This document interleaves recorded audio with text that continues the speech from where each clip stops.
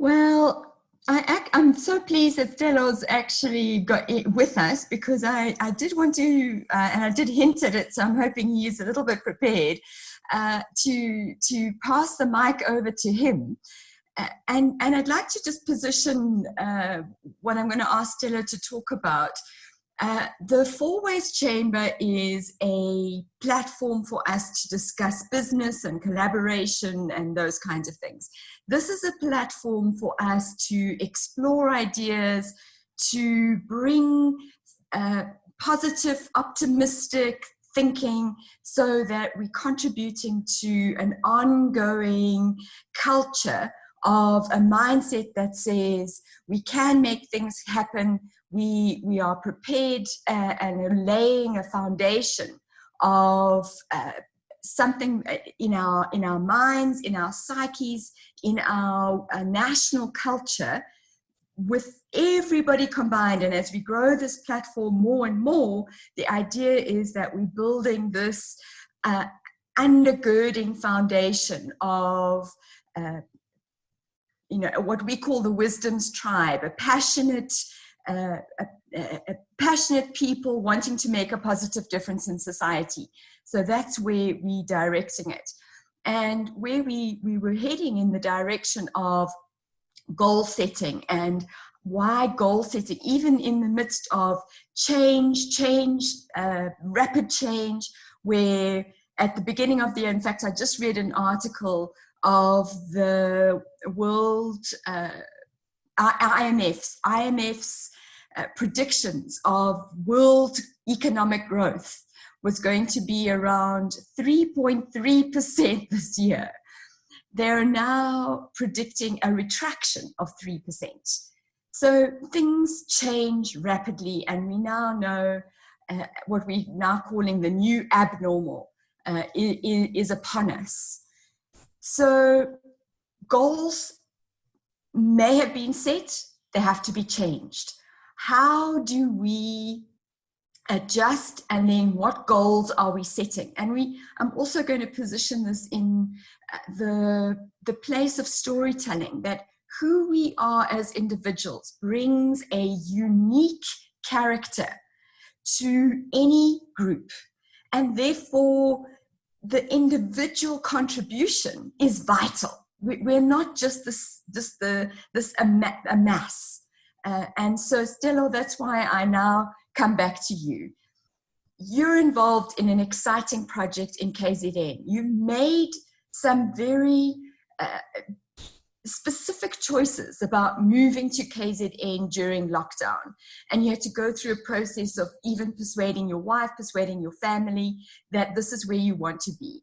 Could you give us some background on that, and could you tell us what your goals are going forward, and maybe how they've changed from because of the pandemic? So I hope I'm setting that okay for you, and you can get started, and I'm handing it over to you. Okay.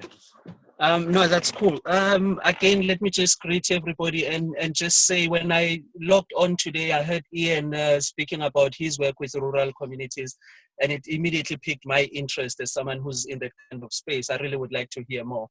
Having said that, true to your point, so basically, let me try to summarize again how we came about to be doing our work in rural communities with businesses. And in doing so, I want to just give you a picture of the mindset without generalizing too much of the people that I'm exposed to. Because their mindset, the mindset of the audience, has really pushed us into a corner where we had to become very innovative. And now with the pandemic and everything, we actually just figure, disruption is friends to innovation anyway. So whenever there's disruption, there's good innovation that will come out of it anyway. Having said that, this is how we came to it. So around 2012, we started these companies, and they popped up one by one, but in total, there's about 7 of them, to be honest with you. But on paper, we just write the 5 that we know are consistent and have now solidified their own model. With the companies, we take you and we thrust you into an existing system. We've had to do that because the people that we cater for are in a space where, by and large, without me generalizing too much, because generalizing is against entrepreneurship, by and large are more employee driven, for lack of a better way of defining it. There's more of an employee mentality that goes around with the communities where we are. So we had to switch that mentality first. We had to say to guys, stop thinking more about employment, more about empowerment. You are now running this thing. You are the brand. We will equip you with the knowledge, and we will equip you with business responsibility so that you grow within your own and you get to make mistakes. So literally one of the terms that my guys call, the guys that I coach close, I work with about 6 young people. The guys that I work with, literally they call those companies built to fail. It's just one of the nicknames that we laugh about in our own small circle, you know, because we built them so that people can experience what it means to fail in business without feeling like it is so wrong to make a mistake, but to learn from those mistakes. So for us, it's for keeping things extremely practical. How do you get a customer? Okay, you have a week. You must produce this number of customers. Now that's true to what you're talking about with goal setting. We literally just strictly use SMART goals. We don't want to overcomplicate things. So for us, when we sit down with someone, think of it this way. Something that really hit me, I think this was around 2014. I sat with a guy and it just dawned on me while I was talking to him that this guy didn't grow up thinking he will wash cars one day. So there must be something that he wanted to do, and probably circumstances or whatever, life brought him in front of me. So that kind of changed my approach as well as a coach to say, can I first just find out, even if I run it almost like a therapeutic session, almost like counseling, because I do have that background from churches and counseling, but let me just sit down and find out, what is your story? Can you just tell me your story first? Where are the blockages? Can you be honest with me about what's going on with you? So literally now it summarizes to 4 things that I ask from guys when we start a session. Don't lie, don't complain, don't blame, don't grudge. Just for the 21 days when you are working with me, I'll need you to do that. Because I need your focus, I need your time, I need us to forget the rest of the world. In these 21 days, we must come up with the strongest strategy for you, and it's based on SMART goals. We must be very specific what it is we have to much everything is going to cost us. And that's usually the harder part. So you say to guys, I know you have a dream of starting a bakery. Let's pause the dream because the dream doesn't have a timeline. Let's make it into a plan. What do we need to do tomorrow? We have 12 hours tomorrow. What do we do? Who are we phoning? Where are we going? What paperwork are we getting? So it's... Oh, sorry, Stella, you're breaking up on us a little bit, or certainly on my side. Perhaps if I can just make a request of people just to switch their videos off for the moment until you actually take a turn to speak, and we will try and get to everybody. It might just ease the pressure on the bandwidth, especially with Stella being on a mobile and outside. So if we can just do that, that's fantastic. Thank you, everyone. Okay, Stella, do you want to switch your mic back on, and let's see if we can pick you up again? Yes. And model too much. So how I met Geek and how I came to the 4 Ways and how I met this group particularly is because I was looking for a solution for these startup entrepreneurs. In our space, when we were working with the thing and making it practical, when we had made the decision to move down to KZN where we feel the most help is needed, once we had kind of decided that, it dawned on us that people who do startup businesses don't even have cover. They don't even have, what happens when you retire? What's your exit strategy? You know, it's almost as if businesses run them. So for us, we felt, no, we need to talk to someone who also has an insurance wing, but understands that we come in more from the Christian side of things, and we work a lot with churches. And Geek just sort of fits that kind of message for us. We may not say in Jesus' name, but you must know that we come from that standpoint. And at the end of the day, we want to grow a business, which means you must be productive, you must be profitable. So those kinds of things started to play a lot into what's the mentality that we go with and how are we coming into this thing. So that's where we are today. That's by and large what we are doing. So when I decided to come down from Joburg, it was other things as well that pushed me. So the idea to come down happened around 2012 when we designed the companies, but I only made the real shift in 2018 January.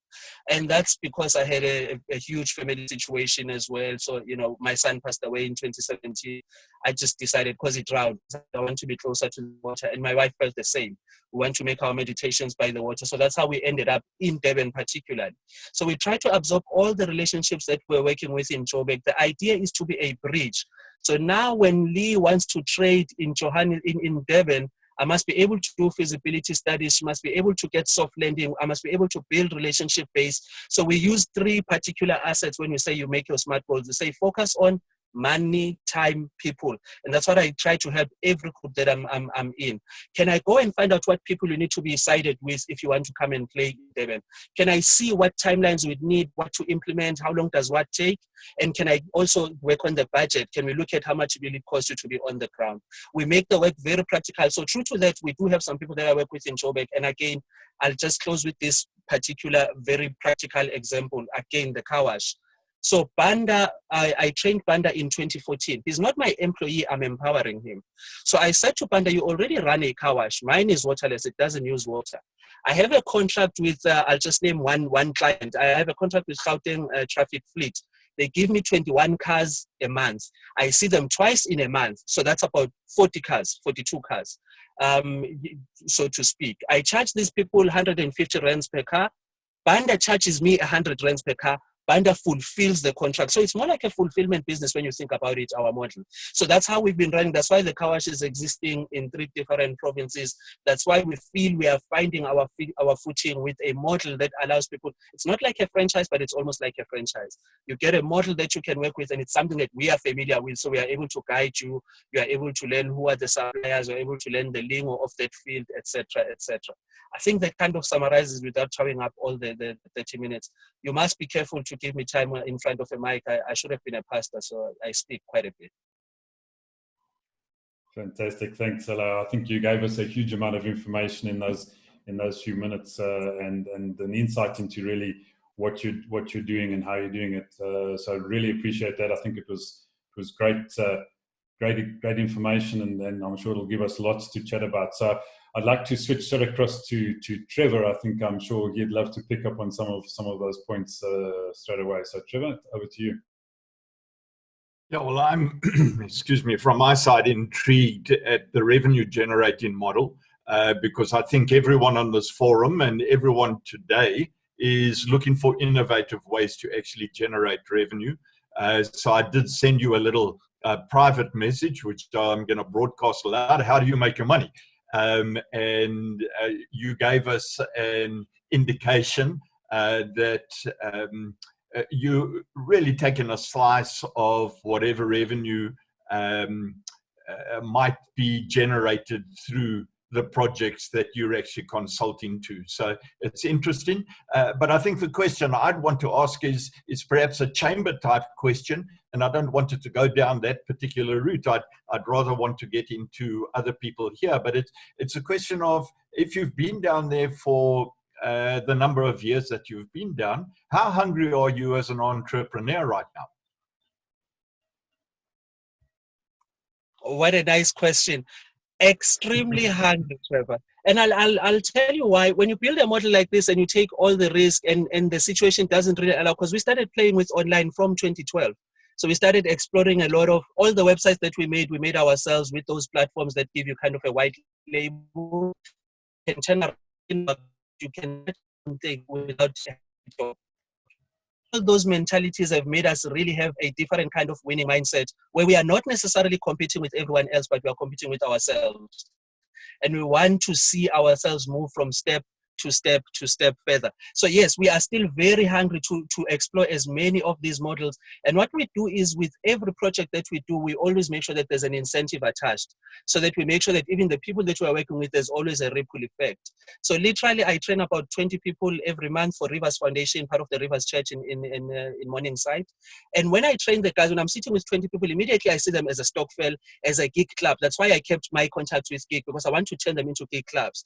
This way, the group can be self-sustaining. The group can target projects together and can succeed together. We risk together, we succeed together. If we fail together. That sort of a mentality works for me. So yes, the goals are there. I have my own goals, and because I've stopped competing and I complement, like I was telling you guys last time, my philosophy is don't compete, complement. What that means is, I win when Trevor wins. I win when Lee wins. I win when Herman wins. I win when other people win.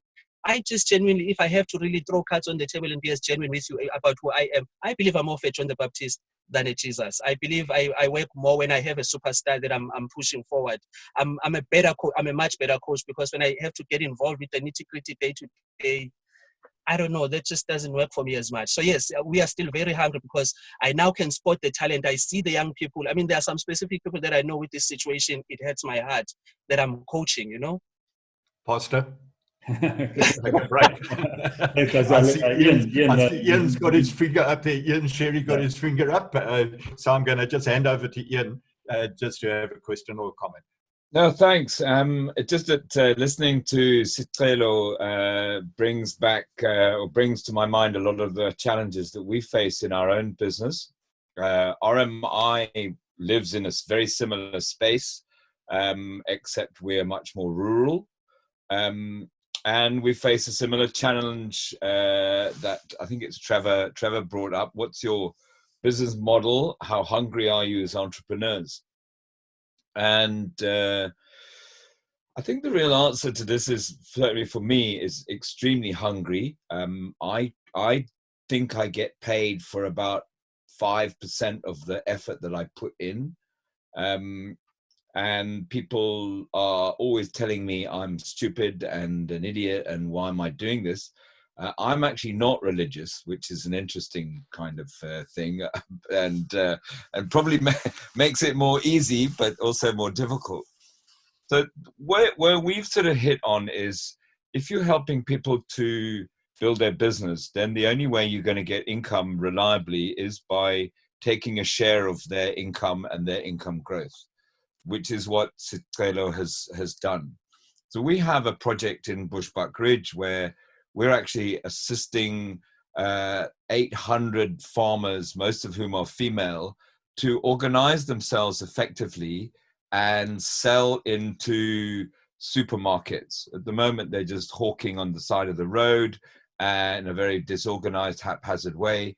So we're helping them to organize themselves together, and we have an arrangement with them where we will take a share of their income. That's all very nice, except that, first of all, people who are at the bottom of the ladder don't really understand what that means. So when you start talking about percentages and numbers and they don't really get it. And we are a little bit concerned that when the rubber hits the road and we say, okay, of this 100 Rand, give us 5, they're going to say, hold on a minute. You know, you guys are rich, you've got everything already. Why do you want to steal our money? So there's a real challenge actually in these kind of models, that while you may be building economic growth, you are not actually building an attitudinal growth at the same time. That sort of goes with so you need the maturity to be able to say, yes, you know, you earned that money by helping me to get it. So here's your share, and let's keep doing that more so you can do it more. So I don't want to labor this, but actually, of course, there's a gap here. We need a bridging kind of finance. And how do we get money between now and now? It's never, when they're actually going to be selling this produce into SPAR. And by the way, it brings a whole nother COVID sort of challenge, is how do rural farmers get back to work, and how do they actually start filling those gaps in the food security supply, which is dried up. But the sort of bridging thing becomes really big problem. And in there, the temptation is, of course, to become an NGO and stick your hand out and start begging. Because capitalism isn't really set up for developing people. It's set up for developing money. And you know, how we actually integrate the growth of money supplies and share it around with thing is a problem that we as thinking capitalist entrepreneurs still haven't solved yet. Anyway, thanks for giving me this two seconds of your time. And Sicelo, I also lost my daughter in 2017. I think we have quite a lot in common. She wasn't drowned, she was killed in a car accident, but it certainly makes you think about life in very different ways. So thanks a lot for being able to bond with you. Great, thanks, Ian. And you know, everyone's got their story, and then some of those stories are exceptionally tough, you know. And I appreciate you guys sharing it with us. I don't want to take too much time, because I'd like to try and pop across to everybody. I see Herman was up next, and then I'd just like to whip through the group very quickly. and get comments from everybody, and then we can move into a wrap up towards the bottom of the hour. So, Herman. I'm actually extremely excited when I listen both to Cello as well as to Ian, because there's a lot of communality, and I really see even a little, if you like, subgroup kind of emerging from here, because for Ian, just very quickly, I have a very strong interest and involvement in agriculture, but more on the training side. And at the same time, we're looking at smallholder farmers, etc. I don't want to spend too much time on it, but maybe the three of us should have a conversation around how we do create the mindset shift, because Ian, that is something you indicated, which is absolutely critical. And it appears to me that Xello already has done some success, or done work there successfully, shifting people's mindset, so we could learn from each other. Plus, you may have models in place which I could benefit, and vice versa. Let me just mention one thing, and Xello also touched on it. Stockfells are an unaccessed resource. Do you know that the total saving of Stockfells amounts to 44 billion rand? I mean, that's a massive amount of money, and the majority is simply there as a saving vehicle. Now imagine if we would talk to Stockfells and say, invest it, and instead of your 5% interest, you get 15, just for the sake of, so there is a lot of things the three of us, and maybe others within the circle here, should discuss. Thank you very much. Thanks, Herman. Yeah, I think this conversation is going to extend well beyond this simple session. So I think there's a lot that's going to develop out of this, which is fantastic. Leighton, I'd like to pop across to you, because I think you might have some interesting insights in terms of your background and where you're coming from. Thanks, Ivan, and good morning, everyone. Hey, I think what's crucial here is understanding that social entrepreneurs like Ian and Xello understand that social comes first before the entrepreneur. I think Drucker is well known for that famous quote that profits are not the objective of doing business, but merely the results of doing business well. And I think what one's got to realize and understand is that philosophically we're shifting, and all good conversations in this space tend to involve politics, philosophy, social realities, and then economics. And I think that's the shift that's occurring. I think Ian touched on it briefly with his understanding that we're seeing a change here between rent seekers, and there are lots of those rent seekers out there who have the capital and looking for return on them, to people who can actually generate returns.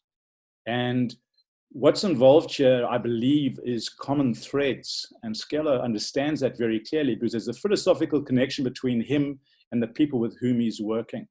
And that's at the root of their social relationship, and that then drives their economic efforts. And that's the thing that ties people together, is philosophically, it's not about religion, it's around people trusting each other, developing commonalities. From there, you then start looking at the social connectivities, and then you drive economics. But anyway, my perspective. Thanks, guys. Lovely conversation. Have a good one. Great. Thanks, Leighton. I think some great points made there. Nick, yes. Yeah, Leighton, I agree with you 100%. You know, people don't buy product; they buy your story. You know, so it's all about you. It's all about you. It's all about your story, and then from there, the economics. And mine's short and sweet. I think we'll give you a chance here. I think she wants to say something. Great, thanks. Thanks, Nick. Guy, do you want to have a quick comment?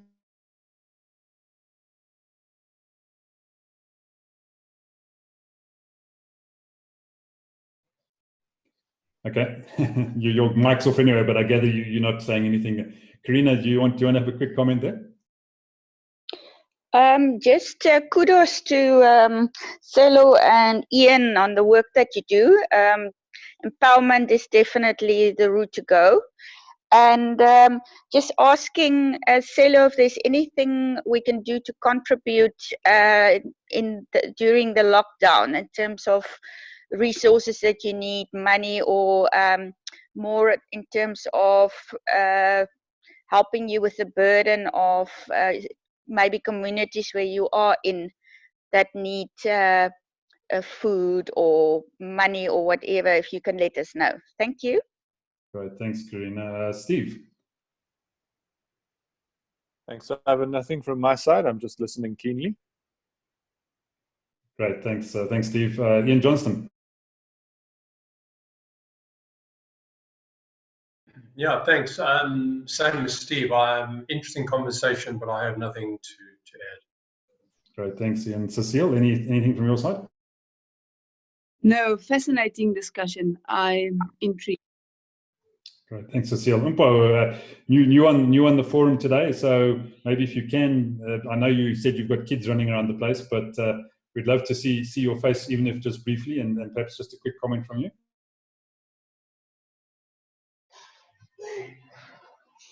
Hi, and thank you for the invitation. Yeah, very fascinating conversation, and I'm greatly intrigued. And what Stella was talking about highly resonates with me.